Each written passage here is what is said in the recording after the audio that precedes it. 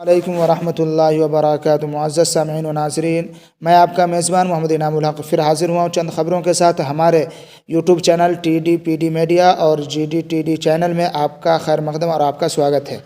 एक ख़बर RSS के घराने से। RSS ने ऐलान किया है कि माह रमज़ान में हर दिन पर डे इफ़्तार पार्टी करेगा। सोचो मुसलमानों, अपनी हैसियत को इफ़्तार पार्टी का ऐलान किया जाता है, लेकिन आपकी सुरक्षा, आपकी हिफाजत, आपके माँ बहन की इज़्ज़त व नामूस और आबरू की हिफाजत के बारे में कोई पार्टी कर लिया जाता है या थोड़ी देर के लिए मशवरा कर लिया जाता तो इफ़्तार पार्टी से ज़्यादा बेहतर था।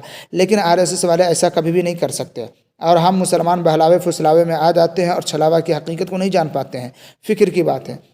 इस पर पूरे हिंदुस्तान के अंदर कोई सवाल करने वाला नहीं है कि आपके पास इतने पैसे कहाँ से आते हैं, और न कोई CBI जांच के लिए जा सकती है। और दूसरी खबर फिर यूपी से है, जहाँ गुंडा राज ख़त्म और आज राम राज शुरू हो गया है। वहाँ की घटना के लखनऊ रेलवे स्टेशन पर एक पुलिस वाले ने एक बच्चे को यूं ही डंडा मार दिया, जिसकी वजह से उसके माँ बाप उस पुलिस वाले से भिड़ गए और वो राम राज का पुलिस नशे में धुत था।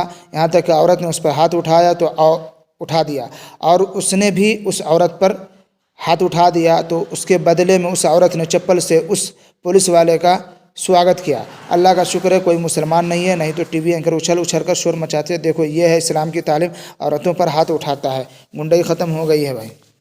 एक और खबर मध्य प्रदेश के सागर ज़िले से है, जहां पर हरी सिंह गौर यूनिवर्सिटी जुमा के रोज़ एक हिजाब वाली लड़की ने खाली रूम जिसमें क्लास नहीं लगा हुआ था वहाँ नमाज अदा कर ली। बस अदा करना था कि हिंदू संगठनों ने वीडियो बनाकर वायरल कर दिया। प्रशासन को उसका वीडियो दे दिया गया। उसके मुकाबले में चंद भगवा आतंकियों ने हनुमान चालीसा का पाठ शुरू कर दिया। एक और ख़बर यूपी से, जहां योगी साहब ने गाज़ियाबाद के SSP और सोनभद्र के DSP को सस्पेंड कर दिया है। वाक़या यूँ है कि 19 मार्च को एक वकील साहब से RSS के एक कार्यकर्ता का झगड़ा हुआ था, जिसकी मुखालिफत की थी पवन कुमार SSP साहब ने। 10 मार्च को SSP साहब ने BJP दफ्तर को बंद कराया था, जिसकी शिकायत BJP और RSS ने की थी। पवन कुमार तकरीबन 3 महीने से BJP और RSS के निशाने पर थे, जिसकी सज़ा उनको मिली है। यह है रामराज भाई। रामराज में एक नया कानून पास करने की कोशिश किया और आदेश दिया कि उत्तर प्रदेश के अंदर 10 दिनों तक गोश्त की दुकान बंद रहेंगी, क्योंकि नवरात्रि शुरू होना है और उस चीज़ की निगरानी लोकल थानेदार की होगी और उसके खिलाफ़ अगर कोई जाता है तो उस पर सख्त कार्रवाई होगी।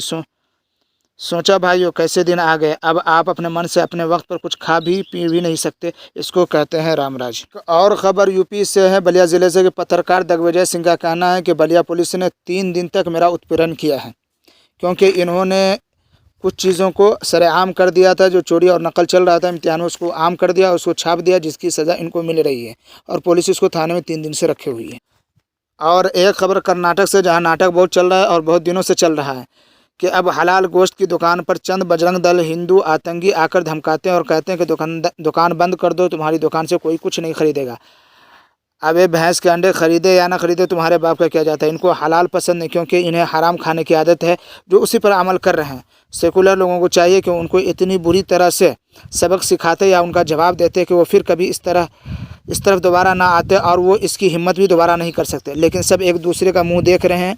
इसको हिंदुस्तान नहीं कहते, बल्कि जुल्म का जवाब जो सही से सही वक्त पर दे उसको हिंदुस्तान कहते हैं भाई। दिक्कत क्या है कि हलाल अरबी लफ्ज़ है, इसलिए दिक्कत है। इन काले अंग्रेज़ की औलाद को हिंदी और संस्कृत और उर्दू में कोई वर्ड जो मिले जिसको इस्तेमाल करना चाहिए था, इनको आम करना चाहिए था। लेकिन ये क्योंकि ये अंग्रेज़ के बच्चे, इसके लिए इसको झटका पसंद है।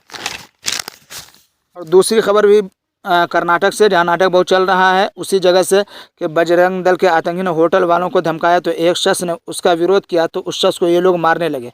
बहुत अफसोस है, इस शहर इस गांव में रहने वालों पर चंद आतंकी आकर आपके यहाँ उत्पाद मचाते हैं और आप सह लेते हैं। शर्म की बात है। चिल्लू भर पानी में डूब कर मर जानी चाहिए।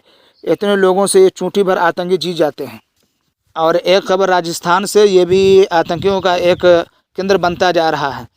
वहाँ के एक विधायक को गिरफ्तार कर लिया गया है। उनके ऊपर आरोप है कि उन्होंने एक महिला डॉक्टर को आत्महत्या के लिए उकसाया था और वो बेचारी आत्महत्या कर ली। डॉक्टर का नाम रचना शर्मा है। वो दोहा ज़िला में डॉक्टर हैं। आप जितनी खबर पढ़ेंगे उसमें 80% खबरें आपको यूपी से मिलेंगी। यहाँ गुंडाई ख़त्म हो गई है भाई।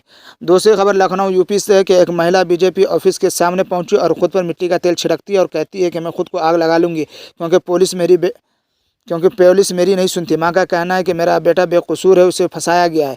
उस लड़के पर नाबालिग लड़की को भगाने का आरोप है। यूपी पुलिस का क्या कहना है? गोरखपुर और लखनऊ में गोली ठोक कर मार दिया जाता है। भाई ये राम राज है। मेरी सुनो, तुम्हारी नहीं सुनेंगे। क्योंकि इस महिला को महिला को कहीं भी इंसाफ ना मिला तो उसने आत्महत्या का सोचा, वो भी जिसकी सरकार है उसके ऑफिस के सामने। ठीक किया भाई।